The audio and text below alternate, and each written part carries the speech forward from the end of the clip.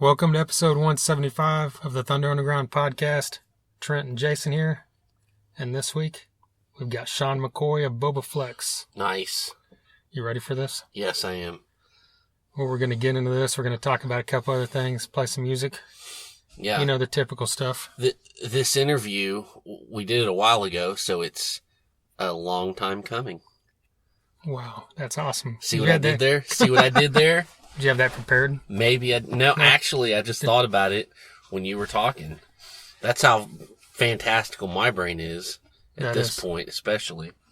So hopefully if Shaun or anyone from Bobaflex is listening to this, they appreciate that. You know, I got the puns. What can I say? Well, before we get into that, how about we tell you that we're sponsored by Vit Screen Printing and DEB Concerts. Yeah, tell us about it. All right. Vit Screen Printing out of Oklahoma City. Screen printer. They specialize in t-shirts, hoodies, hats, all that stuff. They do a lot of bands. They actually do our t-shirts as well.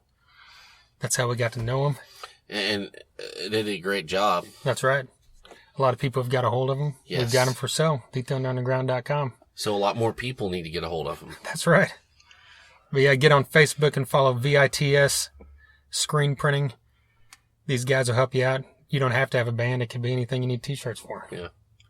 You know, so give them a call. Patronize them. We love them. We also love DEB Concerts. Yes, we do. Promoter here in Tulsa who brings in a lot of the hard rock bands from the 80s era. And currently they've got a lot of great stuff coming up. Like they're bringing back Dokken here on July 13th. And they've got Rocket Science and Doxy opening that one up. Yep. And then we've got, after that, we got July 26th, Steelheart coming back to Tulsa. They're playing Safari Joe's H2O Water Park. So get on their website to get those tickets. And then back at the Ideal Ballroom a couple nights later, July 28th, Bisto Blanco with Down for Five and Driver. Yeah. And that one's absolutely free. So you have no excuse. That's right. I know we'll be there. Oh, yeah, definitely. So, yeah, Bisto Blanco featuring Chuck Garrick and Calico Cooper. And then we've got August 18th, Faster Pussycat with Don Jameson. And that one also features Dead Metal Society opening up. Nice. And then way down the line, they've got LA Guns coming back in December. Oh, okay. And then they've got several other things in the works. I like it. Yeah. Hit up. You can get these things through Ticketfly if you're out of town, but if you're in the area, it's always good to get a hold of the bands that are opening up. Yeah. Because they're selling these tickets as well. Helps them out. So any of these shows, hit up Down for Five, Rocket Science, Driver, Doxy, Dead Metal Society to get your tickets for these shows. Definitely. They should get like Brittany Fox or something. I'd be down for that. You know, Sleazebees maybe. You're talking everything I love, but you're trying to say it in a... No, I'm just saying like, maybe some Spread Eagle. Fuck yeah. Or some Slick Toxic. Well, Spread Eagle's finally back together. See, here we go. Jet Boy, let's do this. Well, I don't care about Jet Boy as much. Enough's enough? That'd be cool. Okay, well. They're playing Oklahoma City at OKC City Limits on Halloween night. That's right. With Bullet Boys. Yeah. I think someone else is on that bill, but... Speaking of there, they're also bringing in, what's her name, from Vixen. Oh, yeah, Janet Gardner, yeah. Yeah. I mean, if this is your genre, you're in the right state. That's right. I mean, really. Oklahoma kind of, ever since the first 3 years of Rocklahoma, kind of became the hotbed, I guess. Yep. Outside of California for this kind of stuff, it seems like. Yeah, that's the place to be. Yeah. If you're not in California or not in Florida on one of the Monsters of Rock cruises, then yep, that's kind of good because you got the two coasts and then we're right in the center. So look at that. It's a good place to be. Nettie Trunk hosts most of these shows, so yes, get out there, meet him. If you see Doug Burgess, tell him thanks for bringing in all these great shows and for sponsoring us. Exactly. Yeah. Definitely tell him that. Another band that would fit great at the IDO is Dead Daisies. Wouldn't they? They would. I think so. They're coming to Dallas. That's something to think about. Yeah, I think it's in September they're coming to Dallas. Isn't it in like the middle of the fucking week though? I think so. That sucks. The last couple of times they came around to Dallas or the area, it was like that, like a Tuesday or a Wednesday, yeah, which makes it hard. Yeah, it does. I mean, in a couple ways, but... But speaking of them, they got this new album called Burn It Down that came out It's now been out a couple months, and we've been meaning to talk about it, but kept getting pushed off due to other things, but here we are. If you're not familiar with Dead Daisies, you need to get on the fucking horse here, because definitely. They've only been around a few years. Well, I don't know. A little while longer than, Karabi's been in the band, because they had the one album without him. That's right. But they've got, now since Karabi's been in the band, there's, I think, 4 albums. And now we've got Doug Aldrich in the band as well. Yes. Dean Castronova. Yes. So this is kind of a solid lineup now that we've got going. And when you mix names like that together, it's got to come out at least somewhat good. Yeah. And every one of these albums is. Oh, man, yeah. I mean, it's just balls of the wall, meat, potatoes, rock and roll. Yeah. Again, like we were talking about all those bands a minute ago. If you like all those bands, you're going to love this stuff. But it's also a little bit more, a little harder edge, a little bit more serious. Yeah. So, I mean, it goes beyond that as well. Don't get it twisted. But even if you like anything, because they're really steeped in classic rock as well. Yes, that's the big. So if you that's the big thing here, yeah. Van Halen or Whitesnake or Aerosmith or any of that, you're gonna love this as well. You're gonna love this. I mean, John Corabi is an amazing vocalist. His voice never gets old, and it's just it's you listen to this record and it's kind of like coming home. That's right. It's kind of like he's been resurrected. There you go. Opening track. Yeah. But no, you say his voice never gets old. He's, you can say he's one of my favorite vocalists about a lot of people, but this literally is one of my top 3 probably vocalists. I love the guy, everything he's ever done.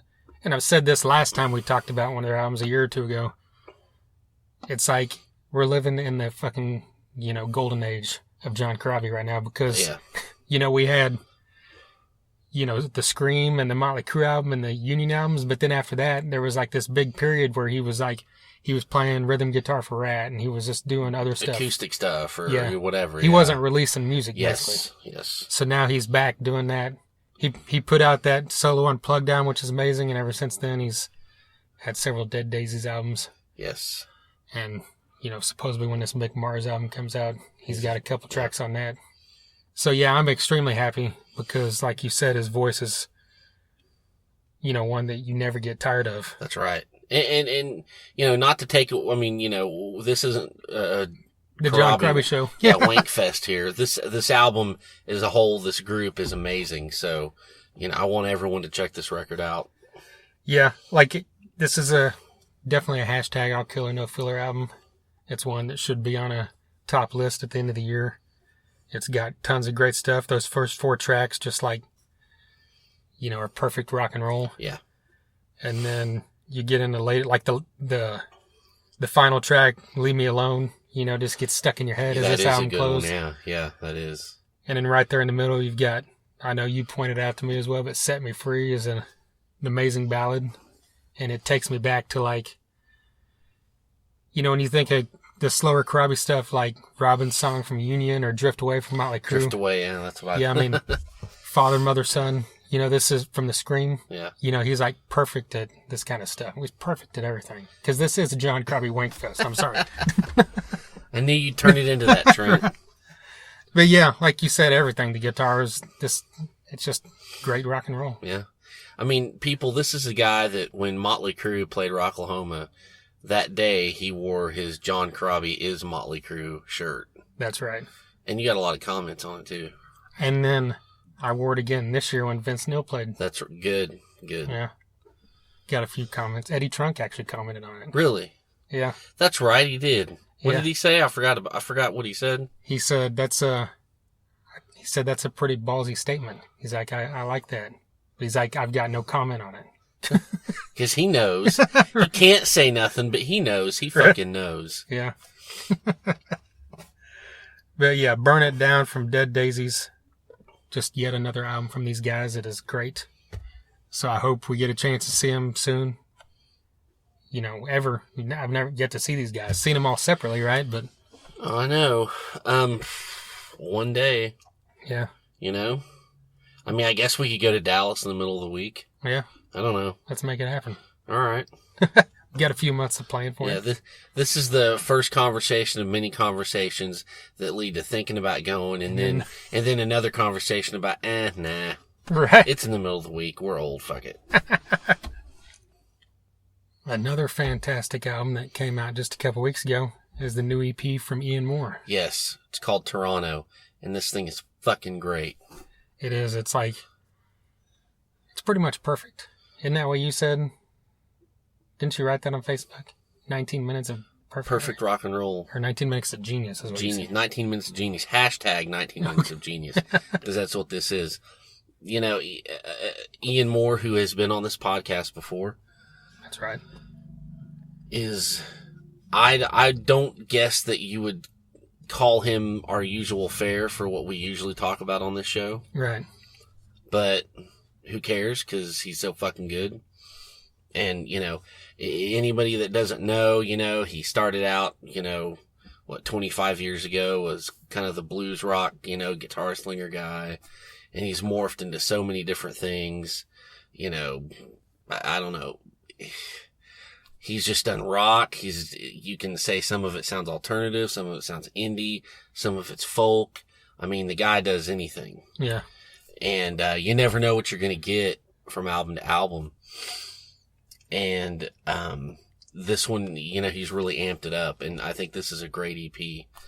And, I don't know that, if you're a big Faster Pussycat fan, if you're going to like Ian Moore. Hey, I love them both. Yeah. Or if you're, it's possible. If you're a big Opeth fan, if you're going to like Ian Moore. It's possible. It is possible though, but this is just, I know it sounds fucking cliche, but it's just good rock and roll. It's rock and roll. Yeah. This EP is what this is. So, you got to know the first track is just fucking holy shit.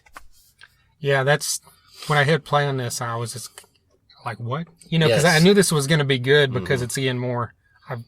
I like everything he's ever done. But like you said, there's stuff, all different elements going on, and some stuff sticks with you more than others do. But I'll be straight up honest. This EP is my favorite thing he's done since And All the Colors. Really? That's how much I fucking love this thing. Now that's bold. That's a big statement, I know, because there's great stuff after that. Ian Moore's got the green grass. Right? Yes, I think I think for me, I didn't say it's his best, maybe not to other people. I'm just saying it's my favorite. I don't know. I kind of this sounds stupid maybe, but I kind of separate the first two albums a little bit. Like maybe that's kind of a different guy. Yeah. So Modern Day Folklore is like a masterpiece, right? Right. But I think it's different from all the stuff after it. What, And All the Colors and on? And on. I think that's a whole different kind of ball game. Yeah. So El Sonido Nuevo for me is like his best one out of all that. That is like just a fucking badass record. But we're talking about the new EP. Right. How do we get on this stuff? Hey, I just made a random statement. Yes, true. Yeah. But the thing about this album is like you hear music, say you're driving down the road or you're playing your own music or whatever, and you hear something from 28 years ago or 15 years ago and it takes you back to something. Yes. Every music does that for everybody, but this album, first time listening to it, every song I felt that way. Yeah. And that's when you know something's fucking great. Yeah. Like every song I felt like it reminded me of something that doesn't exist because this song hadn't existed in my head before that moment. True. It's like when you get some kind of like familiarity. Yeah. But it's like, it's new. I get that. There's something special in that, I think. And it's not that we're like, steeped in nostalgia. That's not what I think. That's not what I'm talking about. I don't think you're talking about. It's just, I understand that vibe, and that's really cool, And there's different stuff going on here too. Yeah. Like you said, You Gotta Know there's almost a 70s psychedelic feel to it. Yeah. But it's real light because then it also has a lot of pop feel to it as well. Yeah. And people can't mix that kind of stuff together and make it work real well. That's right. Unless you're Ian Moore. And at the end, he's kind of screaming and stuff. And I don't know if I've ever heard him do that kind of shit, Yeah. And, so that's 50 years old and he's still pushing himself and doing shit he hasn't done. I love that. Yeah. But then you just get into it, Lords of Levy, Looking for the Sound, that's just classic Ian Moore to me. Yeah, it is. I think 1,000 Blackbirds and Satellite really have the the songwriting that we've come to know from him, you know, in the last few records. Yeah. I really enjoyed those songs too. One only track we hadn't mentioned is what you mentioned that this album is. It's just rock and roll. That's right. That's right. And that's the first song I heard because that actually was released, I think, before the album came out. And that's just amazing as well. I heard You Gotta Know, like, I don't know, 2 or 3 months ago. They released a video for it. Oh, well, then I'm totally out of the loop. Yeah, that's okay. They must have released both of them because I swear I heard rock and roll like a week or two before. Oh, well, you probably But that was did. just a few weeks ago because this album just came out, June 1st? Or maybe it was May 24th or whatever. But so, yeah. Ian Moore, Toronto. Go check it out, people. Yeah. We can't promise you'll love it because we don't know what kind of music you love, but we can promise that you'll at least appreciate it. That's right. That's right. All right, so let's play some music. Okay. We got a band out of Brooklyn, New York called The Broken Company, and this song is called Stuck in the Way.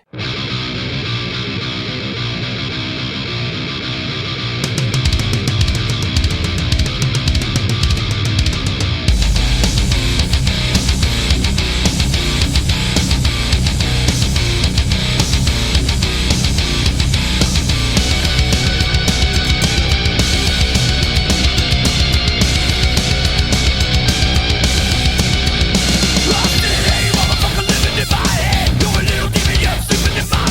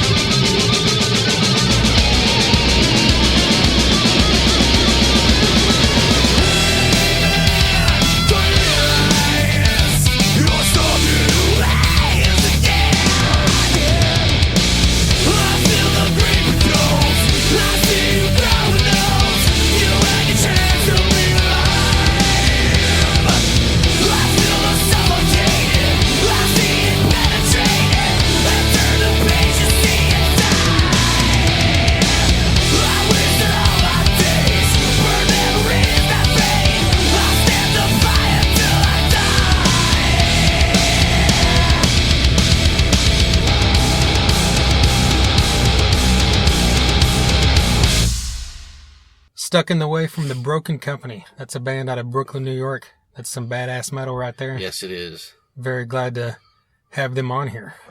You know, it's got a lot of traditional metal sounds like your Panteras or whatever, but then it's also got a lot of that almost industrial feel, but it doesn't have industrial elements. I get that. Kind of like you mentioned, you know, it's got even some new metal elements to it. You know, not the traditional new metal, the harder stuff like Mudvayne or Slipknot or whatever. You know? Yeah. I like good shit. Not but then it's like catchy too. Yeah. You know, so it's got a lot of melody in the chorus. Yes. So Facebook says they've got an EP coming out this year, so be on the lookout for that. Nice. Look them up, The Broken Company. All right, before we get into this interview, something that came out the other day. Adam Newell from Scattered Hamlet is going to be playing guitar for Dee Snider. No shit. No shit. No fucking shit. How did that happen? I don't know. That's just what he posted on Facebook. Holy fuck. He's playing 2 dates for him, so I that makes me assume that Dee Snider's like just using area people. Really? Or something, because I can't remember what the dates. They were like August. It's 2 dates in August. Yeah.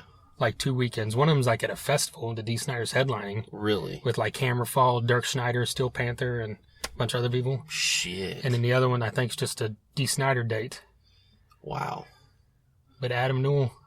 Fuck yeah, congratulations, our buddy from man. Scattered Hamlet. Yeah, definitely. He's going to be playing that new kick-ass stuff that Dee Snider's got coming out in July, and then, of course, all the Twisted Sister classics, I'm sure. Yeah. Hey, he can do it, man. That guy can rage on the guitar. Yeah. Where are the shows at? They're northeast somewhere. That's awesome. That's what kind of made me think it was like a regional thing, where he was grabbing guys for the dates or something. I don't know what other dates he's got going, but and that's cool. Maybe that's the only ones, and maybe we'll see Adam Newell. I dig that. Playing Europe with Dee Snider soon. That'd be awesome. Yeah. You know he'd like that. Yeah. But yeah. So now let's get into this. Yes. Shaun McCoy of Bobaflex. Guitarist and sometimes singer. Yes. Like you said, this has been a little while, not too long, a little over a month now.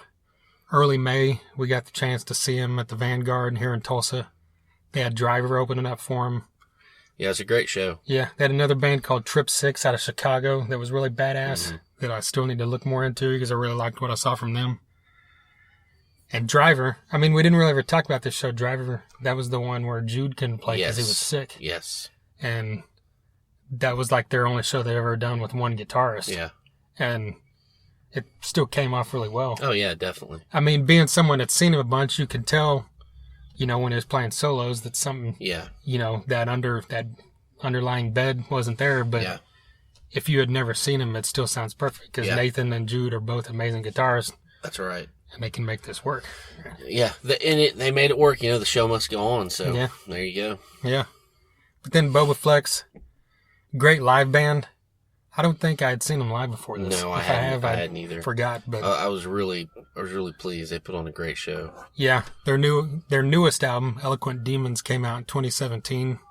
Fantastic album. Oh yeah. We talked about that, and you know, of course, if that's any indication of, you know, the last couple albums, the way they're heading, the next album should be kick-ass as well. Definitely. But yeah, I think we've wasted 5 weeks now, so let's get into this. Yeah. Here's Shaun McCoy from Bobaflex.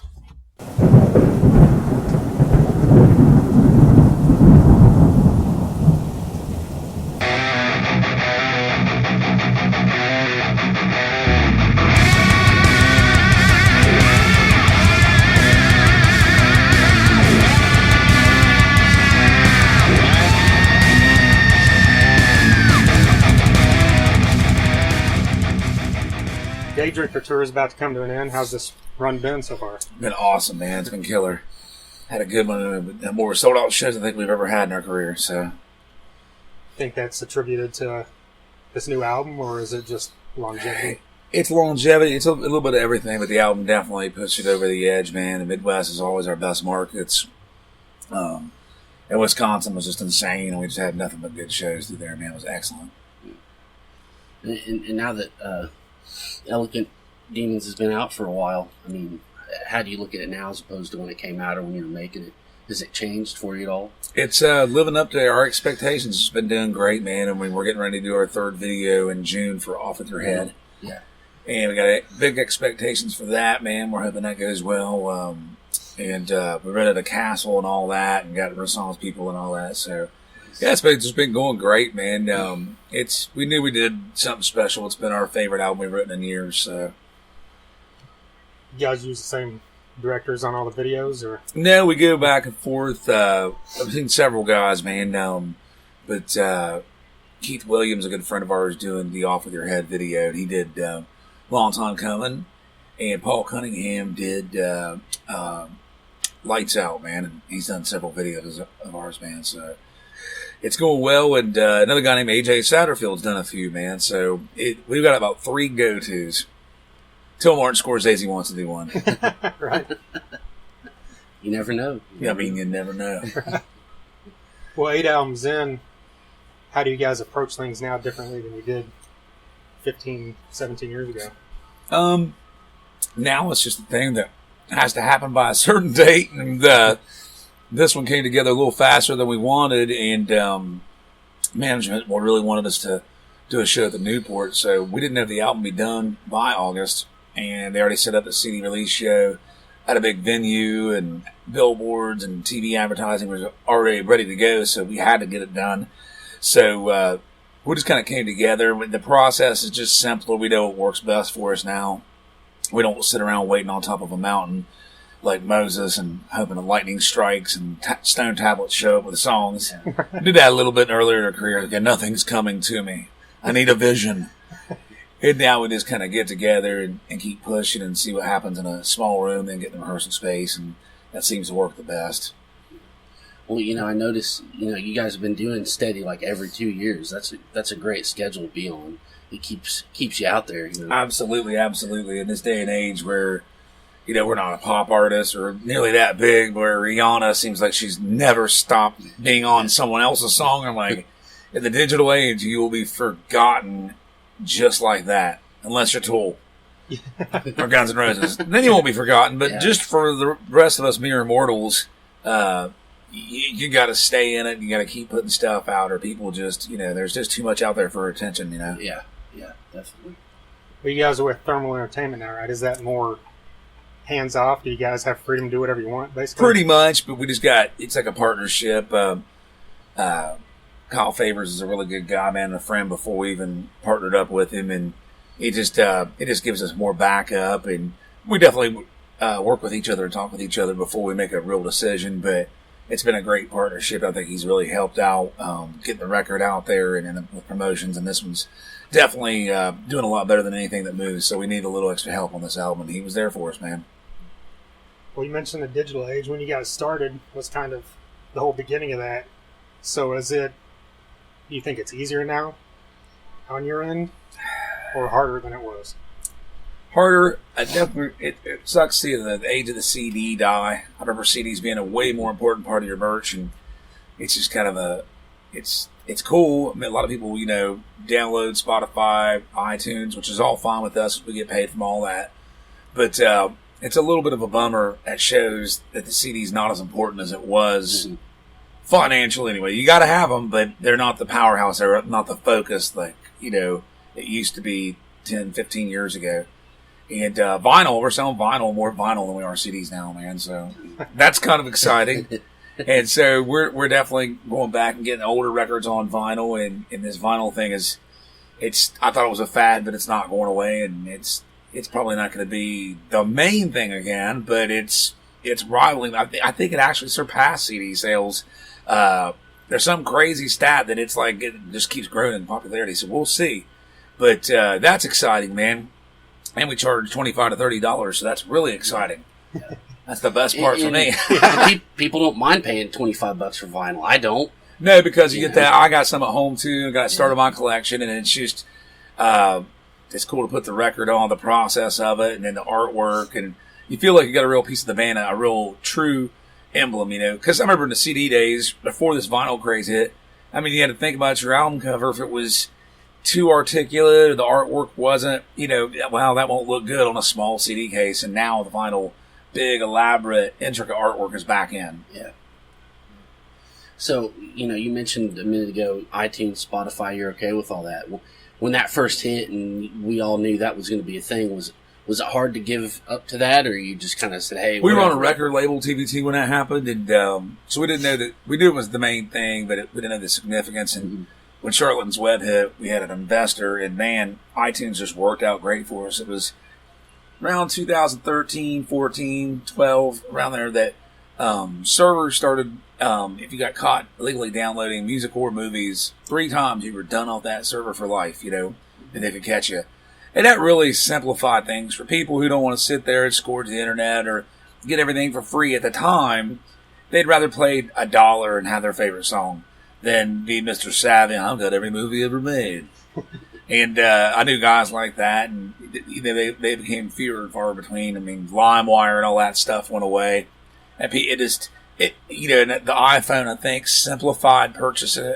I know I got drunk several times and ordered the Waylon Jennings box set and stuff like that. At 2 a.m, I'm like, wait a second, I didn't need all the songs. One phone click away. So that really helped, man. So once we saw, monetary value and things were going well on Charlatans Web, I'm like, okay, this is working. And then streaming took over. It was big in 2013, 14, but Spotify was just taking off, and now it's, I guess Apple saying iTunes is going to be gone at some point. It's all going to be streaming except for Amazon. There's going to be some other download sites like that, but for the most part, I hate to see iTunes go, man. It's still our bread and butter. We still make more money off that than anything. On the Hey You cover, as an artist, how do you go about approaching something like that of a band that so many people hold in such high regard? We just wanted to do, it was really a tribute of my brother and Tommy Johnson's. Our drummer, they'd just been fans since they were kids, so it was really about, hey, let's do a version of it. We didn't want to really go too crazy and change it. They're huge Pink Floyd fans, so we kind of kept it to our style, but we didn't want to, do the Disturbed thing and completely do a wild version of it. And that was their department. And I said, sure, man. And once they did the demo of it, it just sounded so good. I'm like, I'm in, man. And I think we've done our share of 70s laid-back covers. It feels like we got a couple on our list. I think it's time we do, I don't know, maybe a Guns N' Roses song or, but, I'm the last of the cover guy. So it's always got to be something special for us to pick out, man. And everybody's got to agree on it, and sometimes that's not so easy. Well, I noticed on the video, it seemed like it was obviously like I don't know what the right word is, kind of a tribute to Pompeii. Mm-hmm. Was that the director's idea or your brother's idea? That was my brother's idea. Him and Tommy loved that video since they were like 14, man. So that was all them, and big fans of that. And I remember seeing them wear it out on VHS when I was a kid. So I saw it all come together. Like, okay, I'm part of this. This is cool, man. Well, speaking of your brother, I mean, what's that like, being in a band this long? Obviously, it's not like Chris and Rich Robinson where you guys are breaking up all the time. So no, we occasionally have our disagreements, but not very often. We usually pretty much have each other's backs, and we just get along really well. We don't have the classic brother thing, like whether it's constant conflict. And I mean, we have our issues here and there, but not very often, man. It's pretty laid back.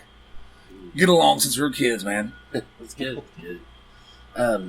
So have you guys been looking towards new material or the new album? Already, yeah. Oh, yeah. We try to go a month on, month off if we can, or 3 weeks on, 3 weeks off. So when we're off, we're already started the process of writing. And yep, it's in a skeletal process right now, but it's getting there already, man. So I'm hoping next year sometime we'll probably put out the first single late spring, maybe summer, and start the process all over again, man. So have to. It's our living, so yeah.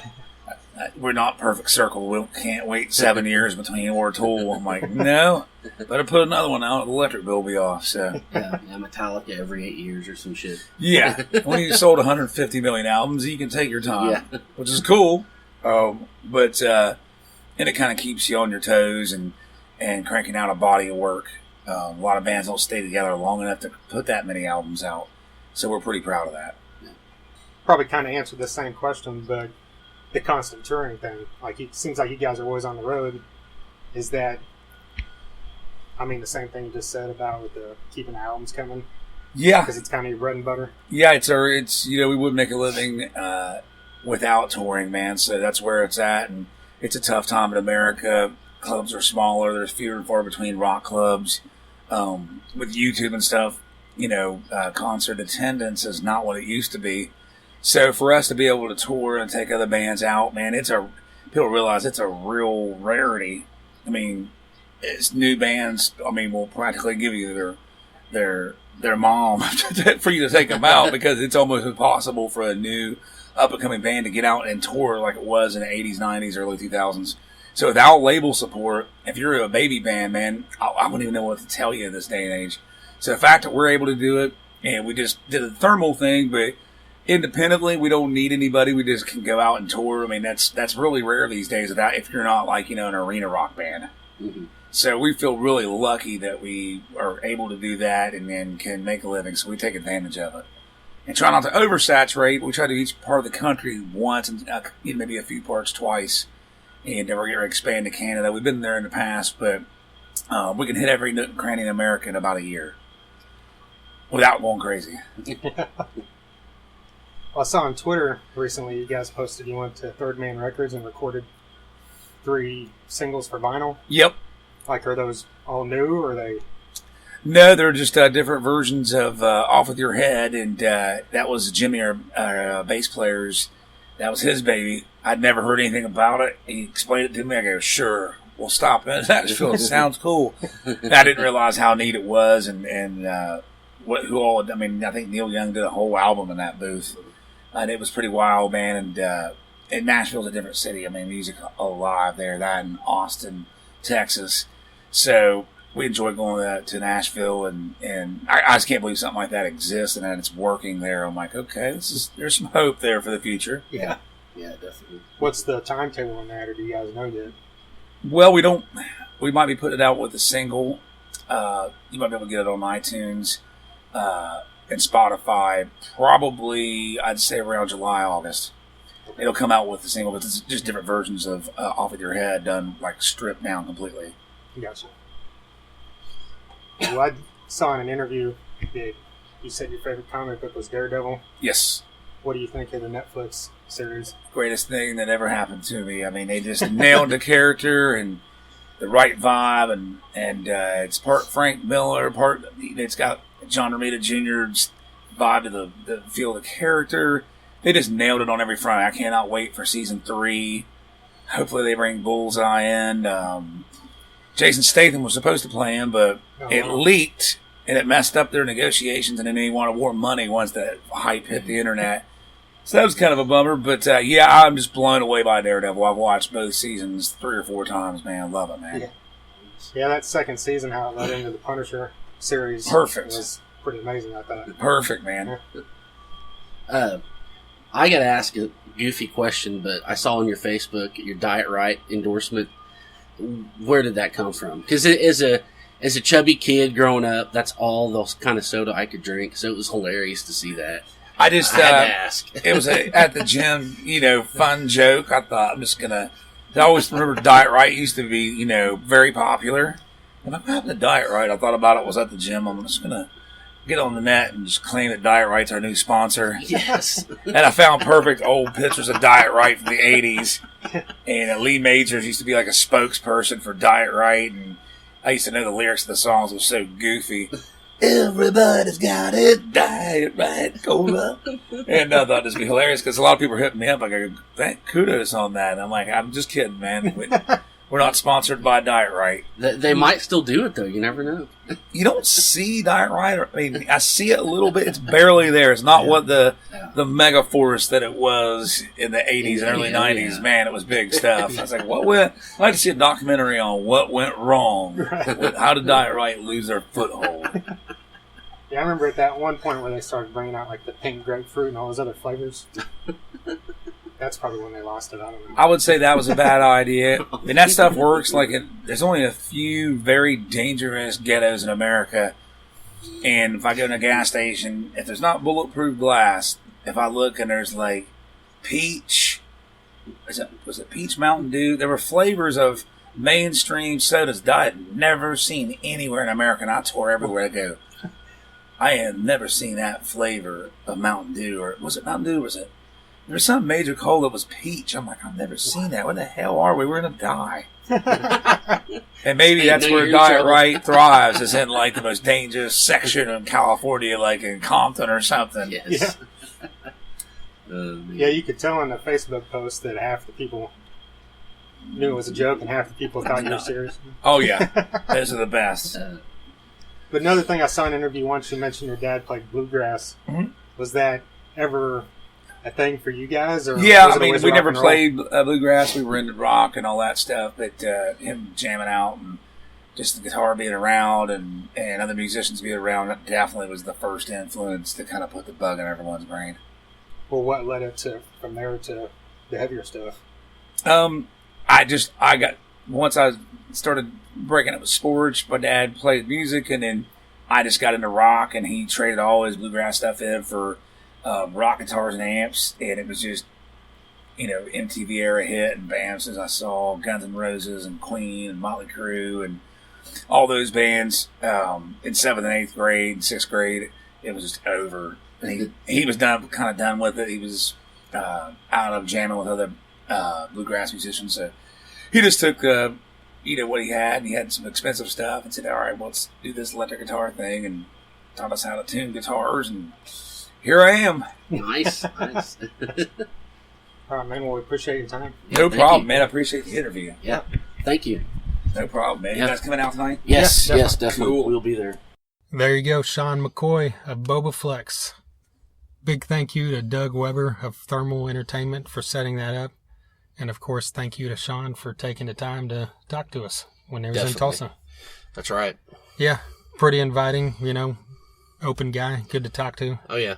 We talked about all kinds of stuff. You even talked about Diet Right for the first time on the podcast. How fucking awesome is that? That is. Yeah, I thought I was the only one that hadn't knew anything about it. That's the only thing my mom would let me drink when I was little. Yeah. I felt a kindred spirit there. So maybe we should try to get Diet Right to sponsor this podcast as well. Probably. I mean, I guess. I don't know. I mean, if you like drinking turpentine, but... Anything's worth a shot. Yeah, true. Well, yeah, once again, check out Bobaflex's most recent album, Eloquent Demons. Like he talked about in this, sometime, I think in July, they should have the single out where they're going to release the vinyl singles that they recorded at Jack White's studio, Third Man Records. Awesome. And then, like you talked about, new music should be coming down the line here soon, probably later this year, early next year. That's right. But yeah, in the meantime, if this is your first time listening, we appreciate it. If you're a long time listener, obviously we appreciate that as well. We appreciate it all. Yeah. So if you appreciate us, go to patreon.com, search Thunder Underground, send us a couple bucks. It could be $2, it could be $28. We don't care. We greatly appreciate it. We appreciate everything. There's, of course, when you do that as well, there's different levels where you can, get t-shirts and magnets and all kinds of great shit. Yeah. So do that. We appreciate it. Patreon.com. And then also go back to all the previous episodes. There's 174 of them. There was a ton where we just talked. The last one was us doing our Rocklahoma review. And then we recently had on Tommy Victor from Prong. Yes. That was a huge one for both of us. That was amazing. Another huge one for both of us was Biff Byford of Saxon. Yes. As longtime fans of them, longtime fans of Damon Johnson. He was on here with Ricky Warwick. Black Star Riders. Yeah. Also in Thin Lizzy. Yes. Nowadays, and of course, Brother Kane in the past. That's right. And then we've had on guys from Corrosion and Conformity, Seven Dust. We talked about Seven Dust's recent album on the last podcast. And how good it was. That's right. We've had on Gene Simmons of Kiss, Bruce Kulick, formerly of Kiss.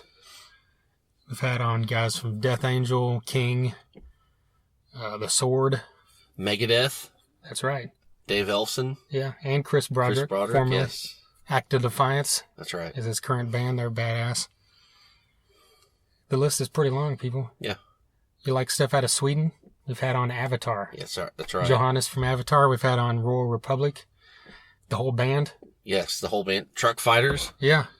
Who unfortunately are on a extended hiatus, but Well, maybe we'll see him back one day. yeah, you never know. Yeah, So, I mean, we got the Swedes. that's right. We also had an Ian Hogland from Europe, See? Bam. from the band Europe, not just from the continent. That's right. So yeah, with that statement, this should be the final countdown to the end of this podcast. Sorry. The end of this episode, not the end of the podcast. Well, this podcast episode, yeah. Yes. Okay. Okay. Didn't want to throw out any, Weird vibes. yeah, cryptic messages. Yeah. But yeah, thethunderunderground.com. You can find everything there. Follow us on all the social medias. Wherever you listen to this, like it, comment on it. Give us a review if it's iTunes or TuneIn or any of that stuff. And we appreciate it. All right. Until next time. Thunder Underground, y'all.